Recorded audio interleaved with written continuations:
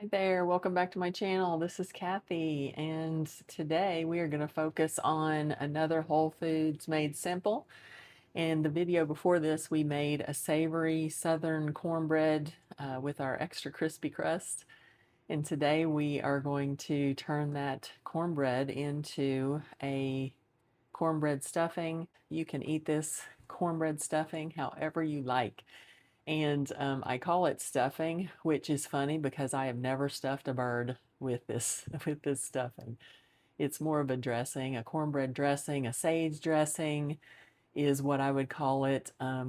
We have it every Thanksgiving on the side with our, turkey if we choose to. My family prefers chicken, so we'll do baked chicken and ham and all the fixings for Thanksgiving. And this is a staple dish that everybody expects. And I make it in large quantities because it goes fast. And people do like to have some leftovers. Not that there's much, but if we have leftovers, people are just that much happier as a result. So when we make this stuffing, we will use the cornbread. It's the cornbread you have on hand and very few ingredients. A diced sweet onion is what I use, and sweet onion is because that's what I primarily have in my kitchen. You can use a yellow onion, a white onion, sweet Vidalia. I don't know how. I guess, I mean, it would be fine to use a purple or a red onion as well. Each onion having its unique flavor, though, will change it up a little bit. Celery is the other vegetable that is diced to go in this, and then salt, pepper, some rubbed sage. So if you're buying sage at the grocery store, you want to get the rubbed, not the powdered. And then as a note on sage, if you are, one to grow herbs in your yard, sage is a very hardy one. You can get just a small purple sage plant is what we have purchased the most recent trip to the nursery, and you can plant it outside. Here in Ohio, we have pretty harsh winters, comparatively to some, but it winters well, and it kind of just grows and turns into this great bush. And what we will do is harvest that at the end of summer, and you can hang it and dry it. And once we do that, it's rare that I'm buying sage at the store, so you can just after you dry it, you can leave it as the leaves and pull and just keep it intact, put it in a baggie and store it almost indefinitely. And then as you need it, you can put it in a spice grinder and grind it. Or as I mentioned before, if you buy rubbed sage, in my mind, they're just rubbing that in their hands because once it is dried, the leaves are dried, they're easy to crumble in your hand or, crush with a knife and use it as a stuffing for a turkey or a chicken. Absolutely, you can stuff that bird and bake it. I've just always liked, just like with the crispy crust on the cornbread, we like to get it kind of a mixture of crunchy and moist parts in the oven. So we like it on the side for that reason. So you can do it on the side. I imagine if you like pork chops, this would go really well with those. You can bake your pork chops, put this on top or around it, under your pork chops, however you want to use it. You have so much flexibility. We will be prepping, cutting down the cornbread into, kind of bite-sized pieces in a bowl. We will also dice a couple of strips of celery, probably a half an onion at least, depending on the size. Onions are all over the place from small, medium, large. And then we're going to do sage, salt, and pepper. And then today I'll be using a boxed chicken broth or stock. And that is because I am not making a chicken today or any other type of poultry to go with this. So if I were, you can use your drippings, your chicken stock. If you're baking a chicken, you can use what you have come off of your bird if you have it. So, and then if you're one that you like your homemade vegetable and chicken stocks, use what you have, use what you prefer. It's all going to be flexible and work well in this. This is one of those recipes that, unfortunately or fortunately, it depends on how you look at it, I can give you quantities in the recipe, which I will, based on the estimates that I use today for the quantity that we do, I will put in the recipe, and then you can scale it up or down however you'd like. But yeah, you have flexibility. If you like a lot of celery, use more. If you like a lot of onion, use more. it is one of those that it's almost to taste, because my taste for sage has changed. When I was younger, I didn't really care for it, so I would always go lighter on the sage, and now I do more. One thing to keep in mind, even if you are using a dried or a fresh sage in this, the flavors do tend to intensify as you cook it. So you may want to go a little lighter on the sage until you know you are happy with it and you like the end result. So we will switch over to the work surface, and you can prep along with me your celery, onion. We'll have our spices together. We'll mix it all up, and this is going to go in the oven and bake. You will see how long I cook it and what the end result is, and you'll have all of that to reference.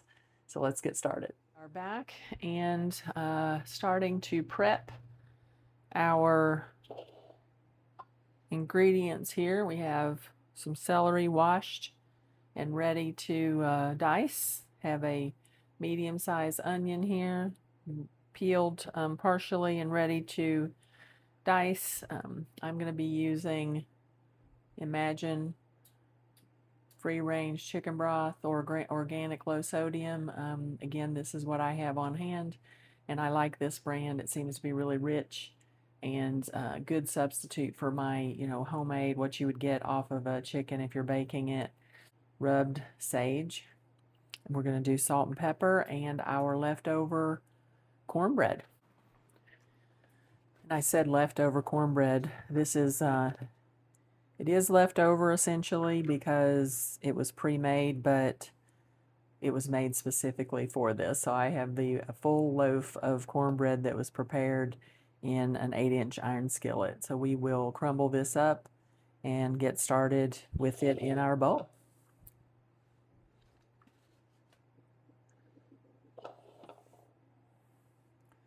Just with your hands, crumble it up.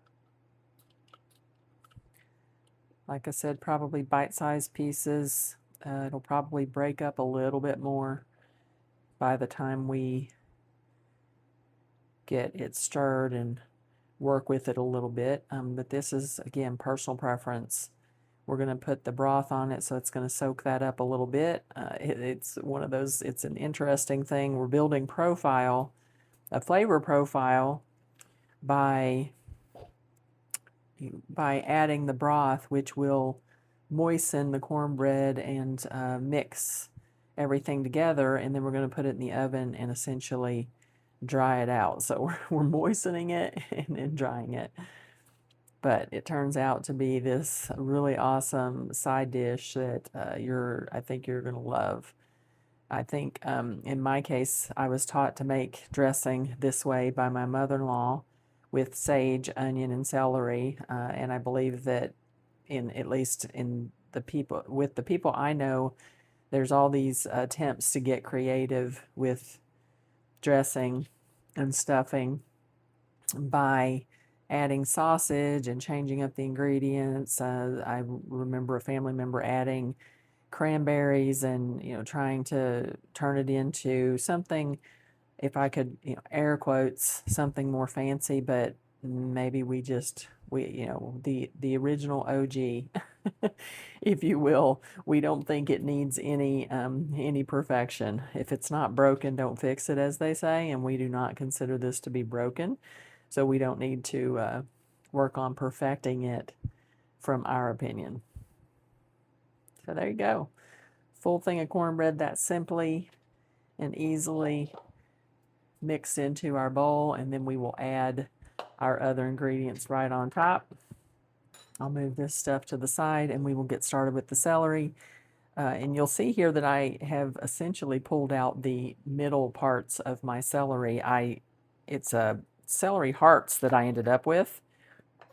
But as you can see, some of the inside pieces still have the leaves, the celery leaf on it. And I used to cut that away, or, when I was younger, I would purposely get celery hearts that had the leaves taken off.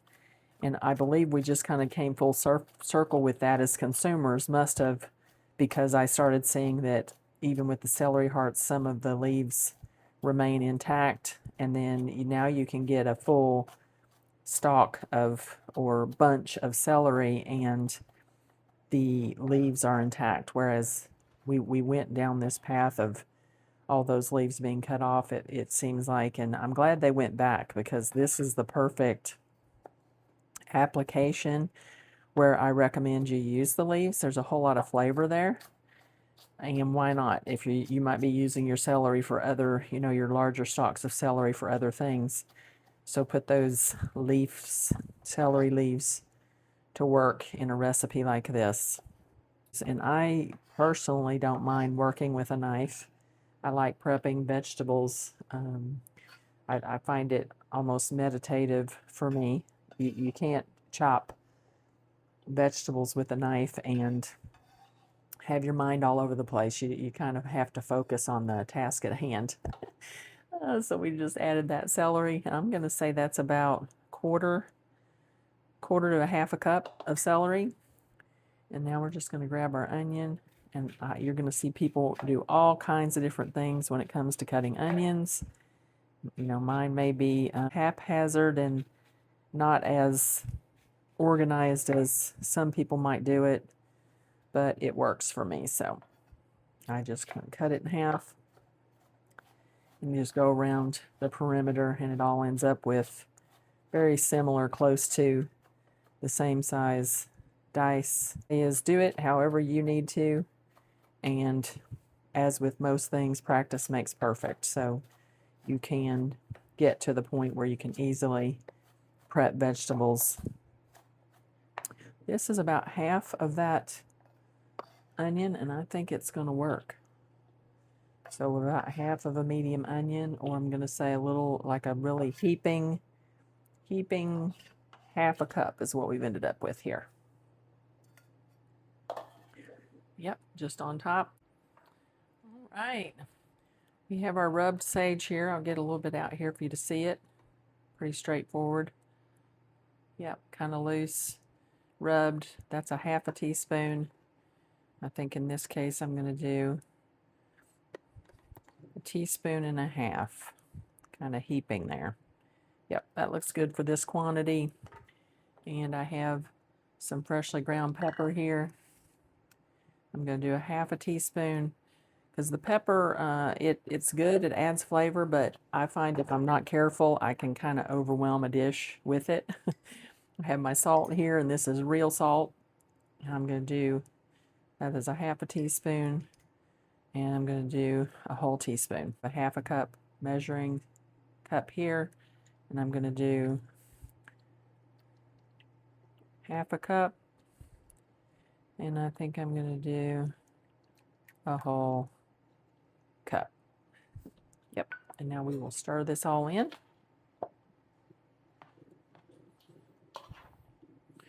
I think that's going to be just the right amount of moisture. And actually, since all of this is cooked, sometimes what I'll do is I will get it mixed in really well here.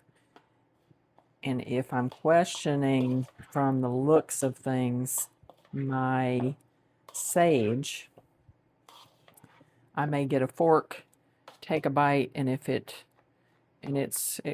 yeah, I have to say it's just experience pretty much on my part, knowing what it tastes like now, and then realizing that the flavors are gonna intensify a little bit once it's cooked and dehydrates in the oven a bit. Then it is going to intensify those flavors. But I think this is good, looks good. I'm not going to taste it. I'm going to go with it because, yeah, if it's a little on the weak side, it won't matter to me. I kind of like it that way. So we will get a iron skillet a little bit larger than before, and we'll continue. Okay, this is my 10-inch iron skillet. For comparison, this is the 8-inch that we use to make the cornbread in. Here is the 10-inch. I like to go a little bit larger on the vessel, the container, when I'm doing the dressing, because I like to keep it a little the layer a little bit thinner because, again, in this house we like the crunchy bits. And if we have, if it's, completely full, then you have a lot more in the center. It's deeper and thicker, so it doesn't get as crispy, but I do check on it and kind of turn it when it's cooking. So I have this skillet heating on medium. I'm going to spray just some avocado oil here out of my sprayer.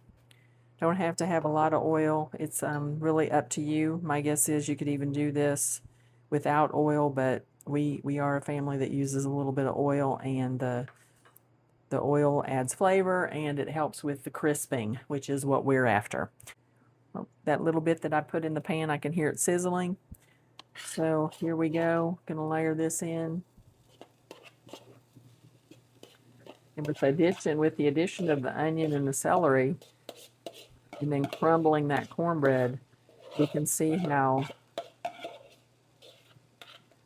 it does add a bit of volume. Yeah, pretty straightforward here.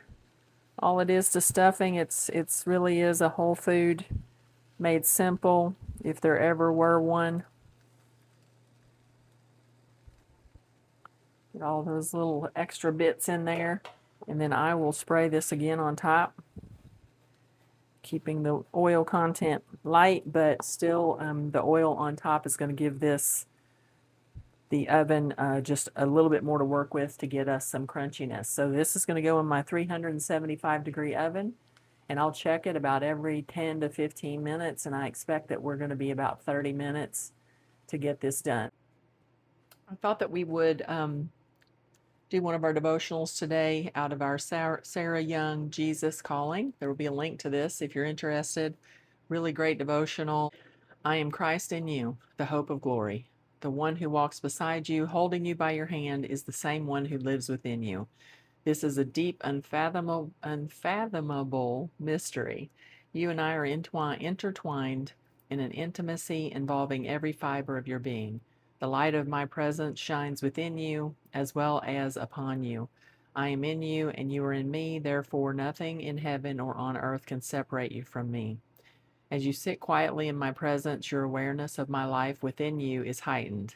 This produces the joy of the Lord, which is your strength. I, the God of hope, fill you with all joy and peace as you trust me, so that you may bubble over and with hope by the power of the Holy Spirit. The verses today referenced are Colossians 1:27, Isaiah 42:6, Nehemiah 8:10, and Romans 15:13. And she has called out after Romans that it was the Amplified Bible. Okay, we're ready to check in at 15 minutes.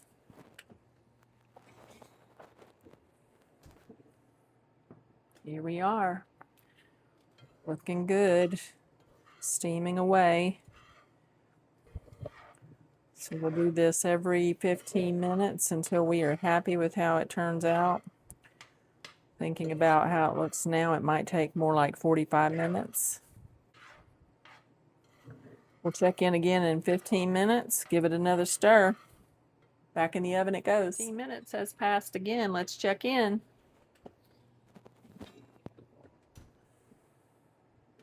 Definitely drier. You can see the difference in the color. Maybe, hopefully you can. The outer layer is crisping up a bit, so it's darker. Inside is a little bit lighter, and the onions, celery are definitely cooked through, as we would expect, with 30 minutes in the oven at 375. The under layer is also crisping. So this is ready. We can eat this now at 30 minutes in the oven, 375. We've got some crispiness, definitely some moisture. It would be great. I know us, though, we're going to want probably another 15 minutes on this to dry it out even a little more. For another 15 minutes, I'll let you see the final product. Here we go, last and final check-in at 45 minutes. This is looking really good. So, yeah, I consider this done today, and it will continue to dry out a little bit more as it sits, but yeah, this would be perfect. This was 45 minutes total. Just thought I'd share it with you in a little dish. How cute it looks. Thought I'd take this final bite with you, or take a bite with you. Mm. So good. This one turned out perfectly. I did grind the popcorn and the freshly milled flour, which was the soft white wheat berries, is what I used to make the cornbread. And all of that adds flavor, and the nutrition content is fabulous. It has lots of protein, lots of fiber. Got your vegetables in here, so you can't go wrong with this one. Hope that you enjoy it. And if you do choose to have it with Thanksgiving, let me know. Tell me in the chat how you liked it, when you served it, how your family liked it. I'd love to hear. And if you like this video, we'll share it. I appreciate it. And subscribe, and we'll see you in the next video.